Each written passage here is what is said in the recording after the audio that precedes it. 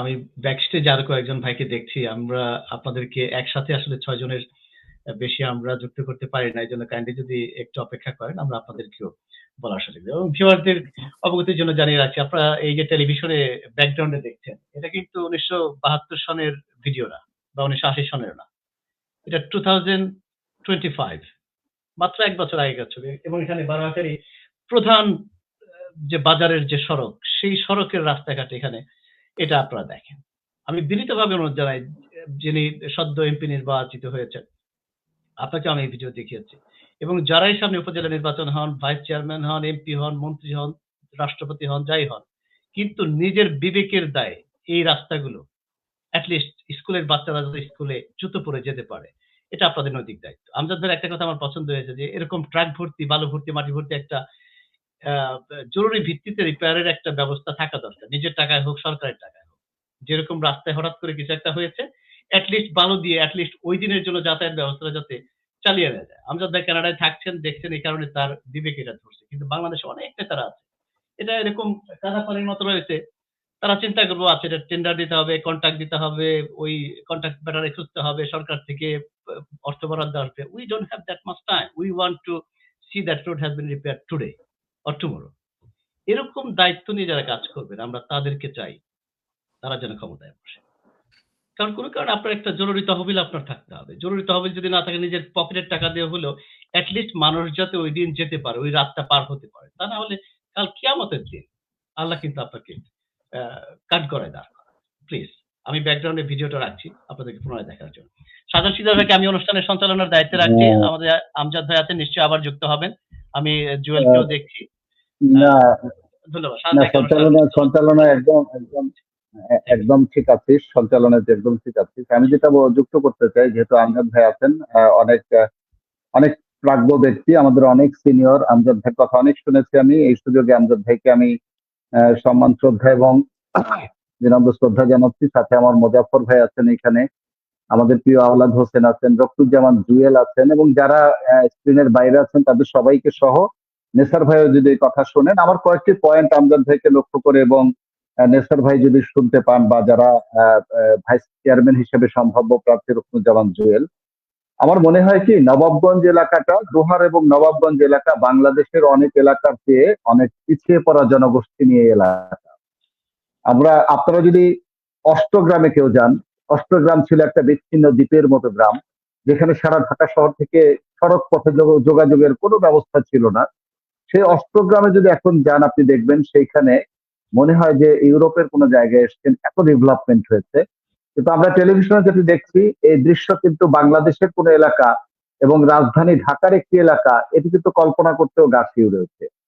এবং যেটি আমজাদ ভাই বলেছেন যে একটা ব্যাকআপ প্ল্যান থাকা প্রয়োজন, যে তাৎক্ষণিকভাবে যেন সমস্যার সমাধানের একটা জায়গা আমরা সাধারণ লোকজন যারা ভুক্তভোগী তাদের সামনে দিতে পারি। এরকম কিন্তু একটা সরকারের তারল্য বাজেট থাকে। আনফরচুনেটলি হয় কি, সেই বাজেটগুলো সঠিক কাজ হয় না।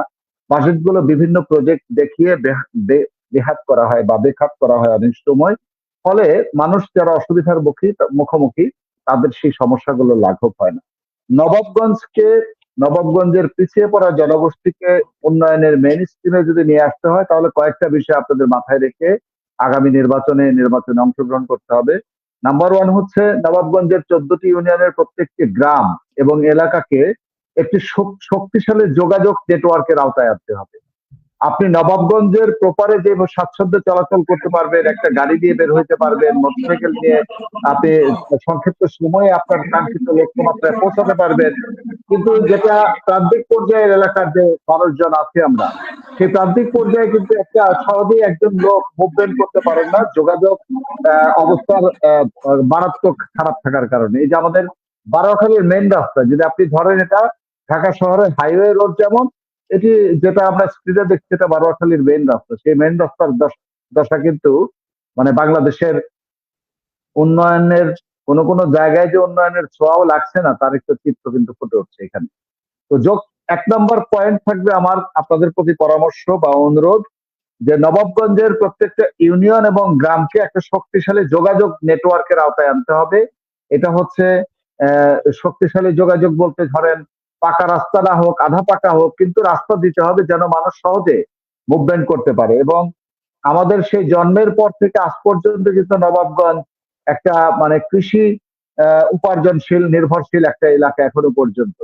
বরং কিছু কিছু পেশার মানুষ এখন কিন্তু তাদের প্রকৃত পেশা থেকে ছিটকে যাচ্ছে। যেমন আমাদের দেশে একসময় প্রচুর মাছ ধরা যেত, এই মাছ ধরার পেশার সাথে যারা জড়িত তারা কিন্তু এই পেশা থেকে বিচ্যুত হচ্ছেন। আমাদের দেশে একটা সমৃদ্ধশালী তাঁত শিল্পের এলাকা ছিল, তাঁত শিল্প থেকে মানুষ সরে যাচ্ছেন। এরকম বিভিন্ন কিন্তু উপার্জনক্ষম ব্যবস্থা থেকে মানুষ ছিটকে যাচ্ছেন, কিন্তু সেই তুলনায় আধুনিক ব্যবস্থাপনার ভিতরে যে শিল্পাঞ্চল গড়ে ওঠার কথা নবাবগঞ্জে, আনফরচুনেটলি এরকম কোন শিল্পাঞ্চল এখন পর্যন্ত গড়ে ওঠে নাই। ফলে নবাবগঞ্জের মানুষকে বিদেশ নির্ভরশীলতায় থাকতে হচ্ছে, নবাবগঞ্জের মানুষকে বেকার থাকতে হচ্ছে, এবং লেখাপড়া করার পর ঢাকা শহরে চাকরি অথবা কোনো কোনো ক্ষেত্রে হতাশায় ভুগতে হচ্ছে। কিন্তু নবাবগঞ্জকে যদি একটি শক্তিশালী যোগাযোগ নেটওয়ার্কের আওতায় আনা যায়, তাহলে বিভিন্ন জায়গায় কিন্তু কলকারখানা, শিল্প প্রতিষ্ঠান গড়ে উঠবে। তাতে হবে কি, এলাকায় কর্মসংস্থান সৃষ্টি হবে এবং শিল্প বিপ্লব ঘটবে। ফলে নবাবগঞ্জের যে চিরাচরিত চেহারা, সেই চেহারা কিন্তু পাল্টে যাওয়ার একটা সুযোগ তৈরি হবে। তো নাম্বার ওয়ান প্রায়োরিটি থাকা উচিত যে যারা নির্বাচন করবেন তাদের, সেটি হচ্ছে পুরো নবাবগঞ্জের একদম টপ টু বটম, একদম শুরু থেকে শেষ পাতা পর্যন্ত একটা শক্তিশালী যোগাযোগ নেটওয়ার্কের আওতায় আনা। দ্বিতীয়ত হচ্ছে নবাবগঞ্জে আমরা যোগাযোগ যাতায়াত করতে পারি না, কিন্তু মাদক কিন্তু ঘরে ঘরে পৌঁছে গেছে। নবাবগঞ্জের মানুষের আগামী প্রজন্মের জন্য কিন্তু ভয়াবহ একটা জায়গা হচ্ছে মাদক। সেই মাদককে যদি এখন থেকেই মানে নির্মূল না করা যায়, মাদক মুক্ত নবাবগঞ্জ প্রতিষ্ঠার জন্য চেষ্টা করা না যায়, তাহলে আমাদের ভবিষ্যৎ প্রজন্ম কিন্তু একটা অসুস্থ প্রজন্ম হিসেবে, একটা মাদকসেবী প্রজন্ম হিসেবে আমাদের সামনে আসতে পারে, যেটি কোনোভাবেই আমাদের জন্য কাম্য নয়। আমি মনে করব যে মাদক মুক্ত সমাজ প্রতিষ্ঠার জন্য, নবাবগঞ্জ প্রতিষ্ঠার জন্য একটা অভিলক্ষ আপনাদের হাতে নেওয়া উচিত হবে। এবং আমি দেখতে পাচ্ছি নেসার ভাই আবার যুক্ত হচ্ছে। আমি নেসার ভাইয়ের উদ্দেশ্যে আবার বলছি যে নবাবগঞ্জকে যারাই নেতৃত্ব দেবেন তাদের প্রধান লক্ষ্য থাকা উচিত হবে, যেটি আমজাদ ভাই বলেছেন, নেসার ভাইও তার কথায় বলেছেন, তিনি সেই বারোয়াখালীর প্রত্যন্ত এলাকাকে তুলে এনেছেন যেটি যোগাযোগ নেটওয়ার্ক থেকে অনেক বাইরে। তো যোগাযোগ ব্যবস্থা অর্থাৎ নবাবগঞ্জের একদম প্রত্যন্ত এলাকা পর্যন্ত প্রত্যেকটি ইউনিয়ন এবং প্রত্যেকটি গ্রামকে একটা শক্তিশালী যোগাযোগ নেটওয়ার্কের আওতায় আনতে হবে।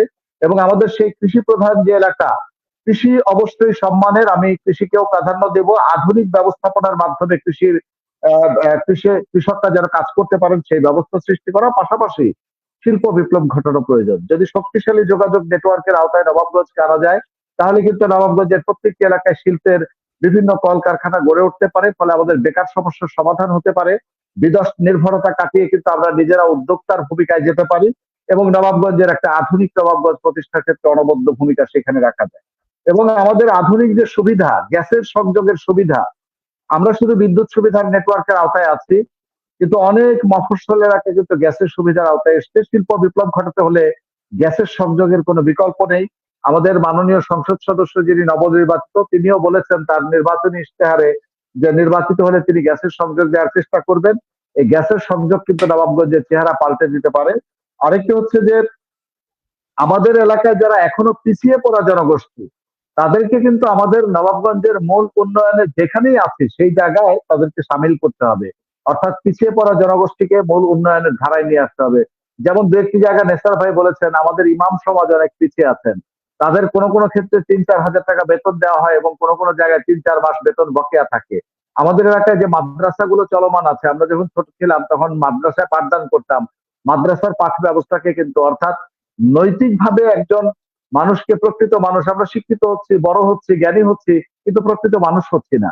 প্রকৃত মানুষ হওয়ার জন্য ধর্মীয় শিক্ষার গুরুত্ব রয়েছে অনেক। এখানে মুসলমান, সনাতন ধর্মের লোক, খ্রিস্টান ধর্ম, যে যে ধর্মে আছেন, নৈতিকভাবে নিজেকে বড় করার জন্য নৈতিক ধর্মীয় শিক্ষাগুলোর অপরিহার্যতা রয়েছে। সেই শিক্ষাগুলো যেন আবার চালু করা যায়, এ ব্যাপারে আমার অনুরোধ থাকবে। এবং সর্বোপরি আমাদের নবাবগঞ্জের যেন মেধা হারিয়ে না যায়। ভালো মেধাবী যারা, তারা কিন্তু পাচার হয়ে যাচ্ছেন, তারা ইনসিকিউর বোধ করছেন, নবাবগঞ্জ উন্নয়নের জায়গা আসছে না, সেই জন্য কিন্তু ডাক্তার যারা, ইঞ্জিনিয়ার যারা, তারা বিদেশ পাড়ি দিচ্ছেন, কোন কোন ক্ষেত্রে এলাকা ছেড়ে ঢাকায় চলে আসতেছেন।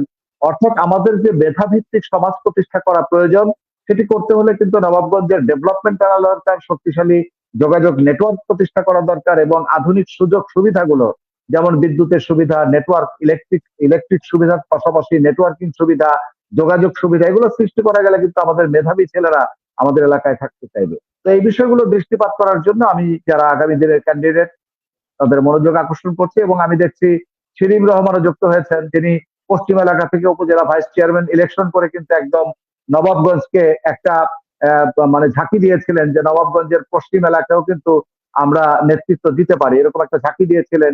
সাংগঠনিক ভাবে যদি আমরা সবাই মিলে তার সাথে থাকতাম ওই সময়, হয়তো সেই নির্বাচনী বৈতরণী পার হওয়া তার জন্য অসম্ভব ছিল না। তো যারা নির্বাচন করবেন তাদেরকে কংগ্রেচুলেশন জানাচ্ছি আমি, এবং আমি মনে করি তাদের মাথায় এই বিষয়গুলো যদি রাখেন এবং আগামীতে দিক নির্দেশনা দেন বা কমিটমেন্ট করেন, তাহলে জনগণ আপনাদের পাশে থাকবে। ধন্যবাদ। আমি মনে করছি যে নেসার ভাই যুক্ত আছেন, নেসার ভাই কথা বলতে পারেন। নেসার ভাই লাইনটা ডিসকানেক্টেড হওয়ার কারণে আমার মনে হয় আমরা ওইখানে যেতে চাই, এবং আমজাদ ভাইকেও এবং মুজাফর ভাইকে অনুরোধ জানাই, আসলে যেহেতু এটা মুক্ত আলোচনা, ইনকেস যদি নেসার ভাইকেও কোনো প্রশ্ন আপনারা করতে চান, যা হাত উঁচু করে মাইক্রোফোনটা আপনারা অন করে নিলেই হবে ইনশাল্লাহ, যাতে আমরা একে অপরকে দু একটি প্রশ্ন করার সুযোগ পাই। প্লিজ আপনারা এই সুযোগটা গ্রহণ করুন।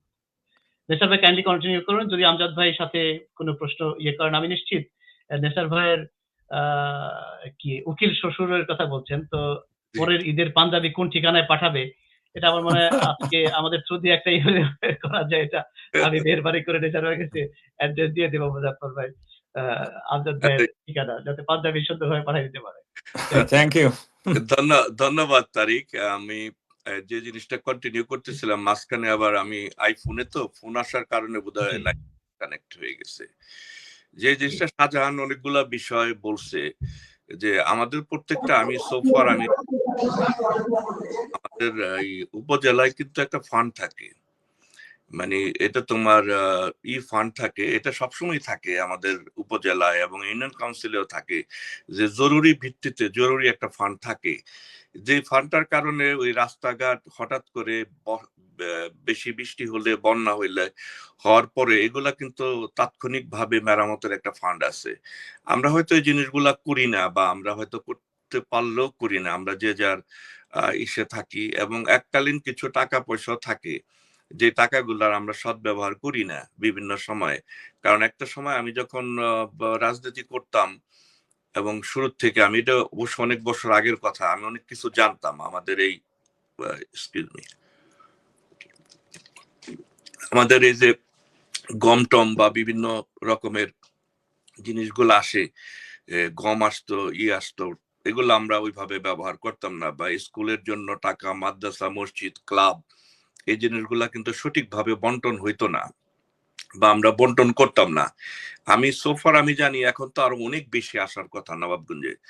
তো নবাবগঞ্জের উন্নয়ন মানে নবাবগঞ্জের উন্নয়ন করা এটা কোনো বিষয় না, যদি সদিচ্ছাটা থাকে, যদি একটা মানুষ মনে করে যে না এটা আমি করব, তাহলে আমার বোধহয় সম্ভব। আর এক একটা উপজেলার জন্য তো অনেক অনেক বরাদ্দ, অনেক বাজেট। আমি যেটা দেখি, তো সোফার আমি শাহজাহান এবং ইসের কথার সাথে 100% একমত, যে আমরা যদি যোগাযোগ ব্যবস্থাটা ভালো হয় প্রত্যেকটা জায়গায়, এবং যোগাযোগ ব্যবস্থাটা ভালো হইলে আমরা হয়তো, এবং যোগাযোগ ব্যবস্থার কারণে কিন্তু আমরা আজকে যে, তুমি যদি বারোয়াখালীর কথাই বলো, একটা সময় আমরা যখন বারোয়াখালী, জয়কৃষ্ণপুর বা বারোয়াখালী যেতাম, যতটুকু যোগাযোগ ব্যবস্থা হয়েছে, যে কোনো ভাবেই হয়েছে, আরো অনেক বেশি, অনেক কিছু হওয়া দরকার ছিল এই সময়ের মধ্যে, যেটা হয় নাই। এটা নেসার ভাই 6 মাস আগেকার ভিডিও, এটা মোটামুটি 8-9 মাস। হ্যাঁ, আরো অনেক, দেখেন কি পরিমাণ পানি, এটা বাজারের, স্কুলের কাছের মেইন রোড। রাইট। আমি লাস্ট টাইম যখন ইসে গেছি, তখনও আমি দেখছি যে এই অবস্থা চিপা চাপা। তবে এই স্কুল কলেজগুলার উন্নয়ন করা, এবং টোটালি আমি মনে করি যে আপামর সারা নবাবগঞ্জটাকেই একটা ফ্রেমে নিয়ে, মানে একটা ফ্রেমের মধ্যে বন্দি করে, যে নবাবগঞ্জটা কিভাবে কি করা যায়, এবং একটা পরিকল্পনা করলে এলাকার লোকজন নিয়ে, আর আমাদের জনপ্রতিনিধিদেরকে নিয়ে, এবং প্রায়োরিটি বেসিক কোথায় কোন জিনিসটা আমাদের আগে প্রয়োজন, এটা কিন্তু ওইভাবে যদি করা যায়, এবং আমরা যদি করতে পারি, যদি আমাদের সদিচ্ছা থাকে, এবং আমাদের এমপি মহোদয়কে সাথে নিয়ে যদি উপজেলার চেয়ারম্যান যারা হবেন তারা যদি করতে পারেন, তাহলে ডেফিনেটলি নবাবগঞ্জের উন্নয়ন অসম্ভব কিছু না।